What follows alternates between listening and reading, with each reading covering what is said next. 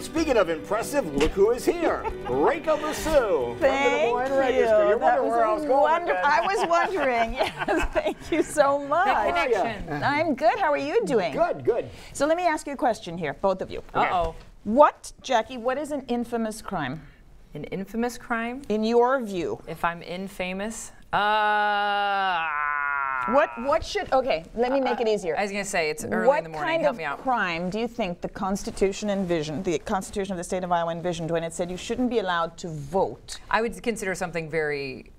infamous. Murder. Heinous. I think it's something very big. You know, it's not like maybe a theft or something, but something very drastic, like I hurt somebody or something very big happened. What do you think? Murder, something like that. Yeah, murder. Something major like that. What about something moral? You know, back in our old Constitution days, well, back in our old laws, sodomy was considered an infamous crime. What about something like perjuring yourself or doing something that's of a moral nature, an undemocratic nature, that's not actually a violent crime?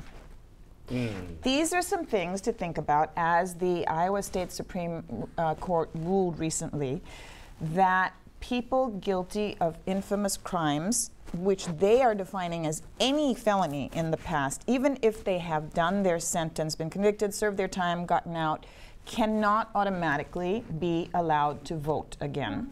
And that makes us one of only 3 states in the nation that has such a stern bar on voting.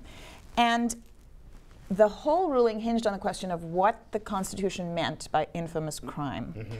So the Iowa legislature back in the 90s decided that infamous crime equals felonies, and therefore if you've committed a felony in the past, you should not be allowed to have your voting rights restored automatically. So that was the definition. That was the definition, right. But this woman contested it, actually inadvertently contested it. She, Kelly Griffin, had been convicted of selling less than 100 grams of cocaine. She had done her time, she got out. She didn't realize that she wasn't allowed to vote, so she registered to vote, and then she was nabbed by it and charged with all kinds of things. Right. And she said that she didn't know, and she said that, and the ACLU took up her case and argued that a drug offense is not an infamous crime, and it should not permanently bar you from being able to vote, because the right to vote is such a fundamental right of American citizenship. And I was thinking this is something that's really important to talk about in the week of Independence Day, because what does it mean to be a citizen? And how does keeping people from voting help them feel like they have an investment in this society, and that they in some way have a voice and can influence the outcome of policy decisions? And I think it's just disenfranchising people creates another separate underclass of people that will never feel integrated again. And if the goal of releasing people from prison and paroling them is to get them to feel more like a part of the fabric of society, then you have to allow them to do the most fundamental rights of democracy, including the right to vote. Now, many are saying that they obviously didn't use the right decisions in doing something bad to create a crime, so why would they be making a good decision when they're trying to decide well, there are many things that lead people to office. commit crimes, right? I mean, sometimes they're crimes of poverty. Sometimes theft is a crime of poverty. Sometimes drug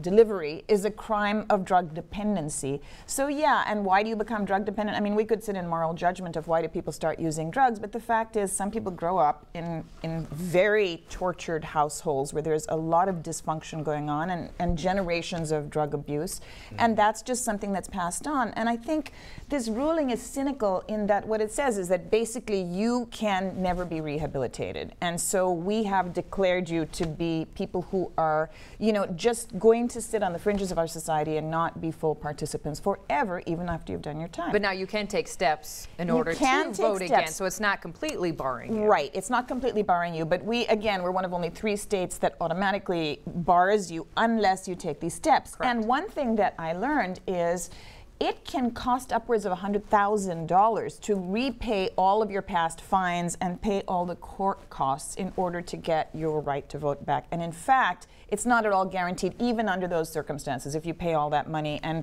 go through filling out all the forms appropriately and things. So what are these steps for then, if it isn't anything more than just collecting more money? My cynical friends would tell you that it is about social class and income, that rich people who have served felony offenses for whatever reasons will have a much easier time of it because they can pay the fines. And, you know, get out like this. Whereas folks who are former felons who have no means, right, they're working at minimum wage jobs, which sort of connects up with the other piece of my column, which was about minimum wage, raising the minimum wage. It would take them forever to make $100,000 to repay those court costs. So basically what we're saying, it's like a poll tax, you know, we're saying certain people who have money will be allowed to vote and certain people who don't won't be able to regain that right. And it's pretty sinister. I mean, I think that's something now, is there anything that can be done to change the verbiage in this, or anything that you would suggest that would change the verbiage? So there are a couple of different approaches that have been mentioned. One is a constitutional amendment that would actually, where voters have to go to the polls and vote to change the Constitution so that it has a different definition of infamous crimes, or doesn't talk about infamous but talks about specifics. But that would then take a legislative vote, and that's not like, it's very hard to get a constitutional amendment passed. The other is to have the state legislature vote and decide by matter of state law what exactly is an infamous crime, rather than just all felonies, you know, to decide really what it is that should deem people ineligible to vote. But what people who are critical of the Supreme Court ruling are saying, including some of the dissenters on the court, there were some really wonderful dissents actually, what they're saying is that it was up to the court to decide, because the Supreme Court gets to determine the Constitution, right? And analyze and interpret the Constitution and what it's saying. So the Supreme Court could easily have said a drug delivery crime is not an infamous crime, even if, you know, even if we're not allowed to let people who committed infamous crimes vote again, that doesn't constitute one. But the Supreme Court majority ruling didn't seek to define it, just deferred to the legislature, which said felony. So it could be done on a case-to-case basis? No. It could, I mean, it would take another court ruling, but actually the easiest thing, I suppose, at this point would be an act of the legislature. Yeah, so they'd have to sit down and agree on what was going to happen, and that rarely happens. Yeah, they could sort of change their current law, which says that an infamous crime is any felony, because that's just too simplistic. You know, that's easy. There's too many things that fall under that category that really have nothing to do with. Right, exactly, and there's too much at stake, quite frankly. Do we have any idea how many people fall under that umbrella in our state? I mean, thousands. There are thousands who are permanently denied the right to vote. I was speaking to the ACLU attorney, and she said that a number of those people have applied to get their rights back. And, I mean, thousands of people have, and they've not gotten them back. So. Yeah, so it's something that obviously needs to be addressed, and whether anything does get accomplished, we don't know. And this is not a liberal or a conservative issue. This is really a fundamental right of democracy to vote. And, you know, as we celebrate Independence Day, I think it's something we should all think about a lot, seriously. And what do we want to do with what do you consider? You asked us the question, what do you consider an infamous crime? I think something that, like, if you're trying to undermine the state of America in some way, you know, to infiltrate it, to bomb it, to, you know, create terrorism, that would be an infamous crime related to the right to vote. But these crimes they're talking about don't have any relationship to your relationship to the nation, right? Got it.